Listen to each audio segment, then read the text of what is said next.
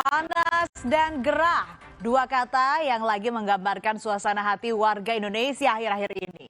Ya, di bulan Oktober ini warga Indonesia tengah banjir keringat akibat cuaca panas ugal-ugalan yang menyengat di kulit. Teriknya matahari membuat beraktivitas di luar serasa di dalam oven besar. Panasnya bukan main. Bayangkan, jika biasanya suhu maksimal 32 derajat Celcius, gara-gara panas ekstrim ini, suhu maksimum bisa mencapai 37 derajat Celcius. Yang membuat anomali adalah usai dihajar panas terik, tiba-tiba turun hujan lebat, seperti hari ini di kawasan Jakarta. Cuaca yang serba tak menentu itu akhirnya jadi berdampak ke kondisi kesehatan.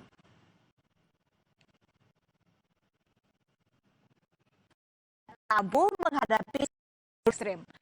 Menurut BMKG, panas terjadi karena gerak semu matahari di wilayah selatan Indonesia. Fenomena ini ditambah dengan hembusan angin monsun dari Australia yang membawa massa udara kering. Dua kombinasi inilah yang membuat suhu di Indonesia terasa panas.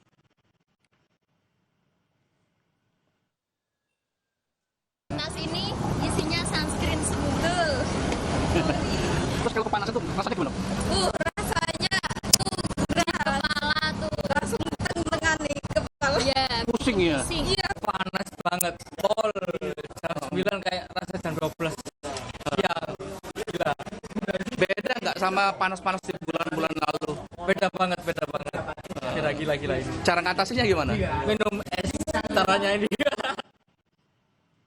Saudara, sengatan cuaca panas ini nggak bisa disepelekan loh. Tidak hanya menimbulkan ketidaknyamanan dalam beraktivitas di luar ruangan, tapi ada risiko nyata terhadap kesehatan masyarakat, terutama kelompok rentan seperti anak-anak, warga lansia, dan penderita penyakit kronis. Beberapa warga pun kini mulai mengeluhkan sakit, terutama di saluran pernapasan akibat dampak cuaca panas.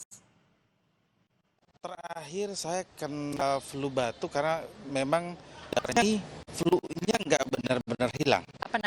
jadi gampang sakit. Langsung suntik. Mungkin 2 hari terakhir ya rasanya kayak sakit, efek dari dehidrasi, kurang minum juga bisa di atas 40 derajat itu bisa mengakibatkan pasti tekanan darah bisa amblas ya. Keluhan warga yang mulai merasakan sakit akibat kondisi cuaca panas ekstrim ini ternyata juga terbukti dengan temuan lonjakan pasien yang terjangkit infeksi saluran pernapasan akut. Di Kabupaten Badung, Bali, Rumah Sakit Daerah Mangusada mencatat sepanjang Januari hingga September 2025 terdapat 160 kasus ISPA yang dirawat inap dan per 22 Oktober jumlah tersebut meningkat menjadi 79. Infeksi saluran pernapasan atas dan bawah memang meningkat ya. Dari data terakhir 10 kali terbanyak yaitu ada namanya pneumonia unspesifik, itu jumlahnya sekitar 109 ya. Kalau rawat inapnya kemarin 45 dari 160 kasus yang dirawat inap ya. Kemudian kalau rawat jalannya 179 total ya. Tidak hanya masalah gangguan pernapasan, cuaca panas ekstrim berdampak pada imun anak-anak yang menurun sehingga mudah terserang penyakit. Sejumlah anak juga terkena penyakit campak yang ditandai dengan badan panas dan muncul bintik-bintik merah pada tubuh. Kondisi ini meningkat akibat virus yang disebabkan perubahan cuaca. Peningkatan ini sangat berhubungan sama virus beberapa strain virus dengan cuaca yang tidak begitu bersahabat itu menyebabkan kerentanan daya tahan pada anak. Paparan suhu tinggi dapat memengaruhi kesehatan, menyebabkan tubuh lemas, pusing, hingga dehidrasi. Imun tubuh pun juga rentan terpengaruhi. Warga diimbau meningkatkan konsumsi air minum dan menghindari paparan. Selain menjaga asupan cairan, warga juga diimbau lebih peka terhadap kondisi tubuh. Panas yang sebenarnya dan sesekali hujan itu membuat tubuh kita juga menjadi sangat rentan terkena penyakit, dalam hal ini ispa, pneumonia maupun demam berdarah. Ya, kenapa bisa terjadi? Karena tubuh manusia saat pancaroba atau peralihan akan sangat menurun dengan panas ekstrim ini, ya. Kita juga harus mencegahnya dehidrasi, exhaustion maupun heat stroke, ya. Mencegah dehidrasi tentunya dari yang biasanya 2-3 liter per hari, ini 3-4 liter per hari. Di tengah sengatan cuaca panas ekstrim, turunnya hujan seolah dianggap bisa meredakan suhu yang membara ini. Tapi hujan ternyata justru bikin was-was, khususnya bagi warga Jakarta. Air hujan yang turun ternyata sudah tak segar lagi lantaran peneliti Badan Riset dan Inovasi Nasional atau BRIN menemukan bahwa air hujan di partikel kecil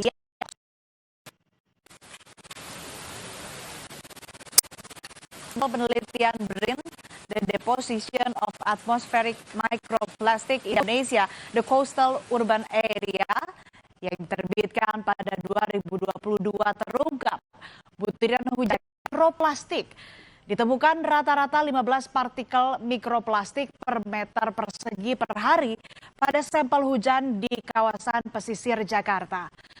Partikel tak kasat mata ini berukuran mulai dari 5 mm hingga 1 nanometer atau 1/80.000 kali diameter rambut manusia.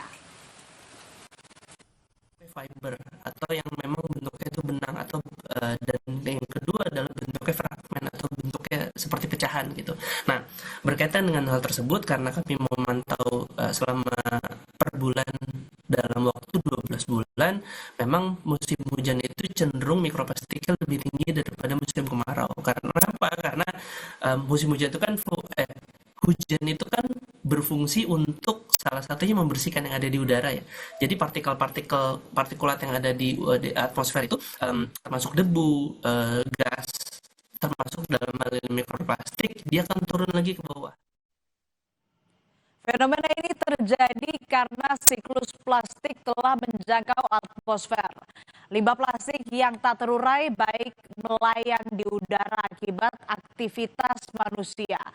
Mikroplastik ini muncul dari serat sintetis pakaian yang larut saat dicuci, lalu debu kendaraan dan ban, saudara, kemudian asap pembakaran plastik dan aktivitas industri. Dan hujan memengaruhi sirkulasi bercampurnya polutan di udara yang bisa menimbulkan dampak yang lebih kompleks. Formulasikan atau dipantau juga gitu ya, karena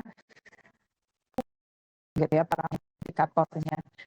Tetapi kalau sudah tercampur banget kompleks efek, mencari baku mutunya.